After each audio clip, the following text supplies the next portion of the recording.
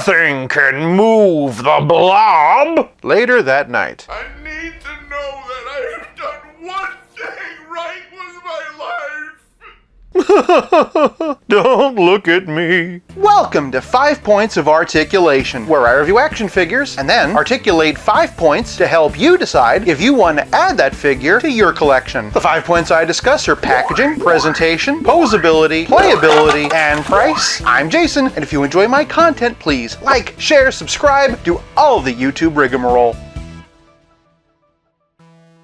Today we're tackling the Marvel Legends X-Men 60 Years Deluxe Blob. Starting off with the packaging, and it is unfortunately a windowless box. Here's a visual representation about how I feel about that, and then back here's some comic art wondering what the fuss is about. Despite being an X-Men character, that familiar torso tells us that this artwork comes from an Avengers comic. Up top is the X-Men 60 Years logo, which is unfortunately the only thing special about the 60 Years X-Men collection. On one side we get a digital render of the character, and on the other side we get some classic comic book art. Lastly, on the back we get yet another digital render showing us the accessories and also the height. Windowlessness aside, if this is supposed to be a 60-year celebration, I feel like the boxes should be a bit fancier, something more like the Infinity Saga or the 80 Years collection. It's not like I hate every windowless box. Even without a window, I love the Indiana Jones packaging. By comparison, Blob feels a bit light. For packaging, I'm giving the Blob half a point. Moving on to presentation, and this looks like 8.34 inches to me. When we found out that a new Blob figure was coming out, I know a lot of folks would have been happy just with a repack of the original Build-A-Figure. For my money though, I'm both happy and impressed that they went in and did a completely new sculpt. From the top, and he's clearly one mustache away from making a child wizard sleep under a staircase. Zooming on in, I'm very impressed with the painted detail to make his skin look kind of ruddy. Nice job on the hair. A little bit of a wash to bring out the detail. And then here we have him from the side. Looking at the bodysuit, and I'm very impressed that they included some texture in there to make the fabric feel a bit leathery. And for the most part, I'd say the yellow straps are nice and crisp. We see more of that around the wrists. Great fabric texturing, by the way, on that yellow trim. On that subject, this looks like real genuine elastic. Then we see more of that for the boots. If I had one criticism, it would be that the yellow on the belt is so much nicer and brighter than the yellow on the rest of the figure. One thing that might put some collectors off is the execution of the joints. Being single jointed, the grooves on the forearms are very prominent, and also on the knees. Even when you use that articulation, it does still give him a kind of segmented quality, but because of Fred's overall stature, I'm not entirely sure it could have been helped. One of the things that really impresses me though is the overall blotchiness and freckles throughout, even on the legs. They could have easily skipped that and the figure would have looked very flat. This really brings him to life. Between paint apps and textures, I really feel like Hasbro went above and beyond when it would have been easy for them to cut some corners. I've been waiting a long time for a new Blob, and this figure more than lives up to my expectations. For presentation, I'm giving the Blob 1 whole point. Moving on to posability, and as you might expect, the general shape of this figure does somewhat hinder articulation. That said, he can look up this far, which is very impressive, this far down, which is also impressive. He gets a great amount of tilt, and while you can't turn him all the way around without popping the head off, he does get a very natural side to side. Moving on down, his arm can raise 90 degrees. No bicep swivel, but he does have single jointed swivel arms. Thanks to how deeply cut the groove is, they can bend 90 degrees, and in terms of swivel, I think they more than make up for the bicep. Moving over to his mountainous middle, and the Blob has a diaphragm joint hidden underneath his chest. Unfortunately, he doesn't get much in the way of back, and to be honest, he also doesn't get much in the way of forward. Given the range on Doc Ock, which was handled very similarly, I'm kinda surprised by that. That said, he does get side to side and twist. Below the elastic band, he has ball jointed hips, which admittedly are a bit gappy. Thanks to that gap, he can kick this high, which I'll be honest is more than I was expecting, and he can split this wide, which is a pleasant surprise. Traversing down Blob's leg, and he has thigh cut and single jointed swivel knees. I say swivel, but when you bend the leg, it does lock into these folds, so you don't really get much out of it. But again, he has the thigh cut, so it doesn't really matter. Word of warning that his ankles are very stiff. I'm sure there's an overweight joke in there somewhere, but I'm not gonna make it. With some effort though, they can hinge, but luckily pivoting is no problem. As I said, there are choices that were made here that I know some collectors won't like, but they don't really bother me. This is a big, bulky character who is kind of famous for not being movable. That said, the movement we do get is more than enough for me. For posability, I'm giving the Blob 1 whole point. Moving on to playability, and Blob comes with a few extra pieces. Alternately, Fred comes with a pair of grabby hands and a pair of fists for duking it out. Get it? Because his name is Fred Dukes. He also comes with a screaming head. And what's that head screaming?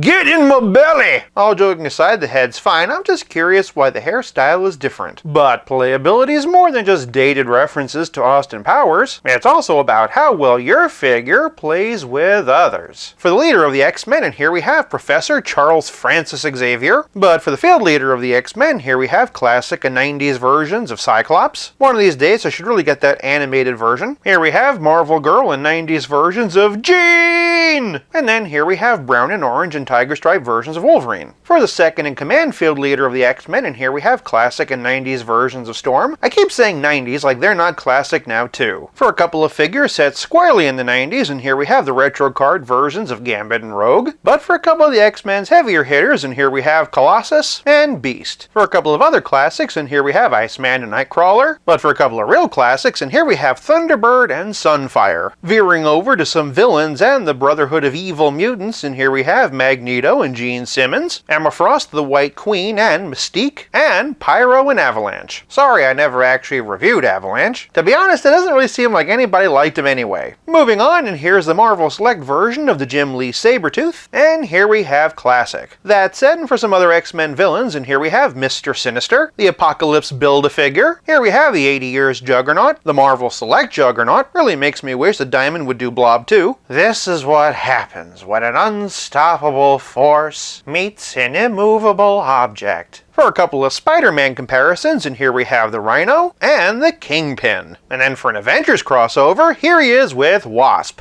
Oops. For a DC Multiverse comparison, here's the Calabac Megafig. Keep this in mind for later. Lastly, for the most powerful mutant in the Marvel Universe, here he is with Santa Claus. This one's from the Fresh Monkey Fiction Naughty or Nice collection. For a relative scale comparison, here's a Blob with Pizza Spidey and the Spectacular Spider-Man. And as always, here he is with Stealth Iron Man. Get in my belly! See, I told you that's what the alternate head is screaming. While the Brotherhood of Evil Mutants is far from complete, Blob has been a huge missing piece. And no, that's not a fat joke. For playability, I'm giving the Blob 1 whole point. This leaves us with nothing left to discuss but the price. So hey, remember I told you to remember Calabac for later? As a DC Multiverse Megafig, he only cost $39.99. The Blob, by contrast, cost $57. How? Not only does Calabac have the same number of articulation points, he's even bigger than the Blob, and yet he is $17 cheaper. I use the word impressive a lot in this review, and I mean it. This figure is very impressive, but until we as consumers put our foot down, I'm afraid that Hasbro, like the Blob, isn't going to budge. For price, I'm giving the Blob half a point for a grand total of 4 out of 5. If you like this video, check out one of these. Thank you so much for watching. I'll be back again real soon, but until then, play nice and have fun.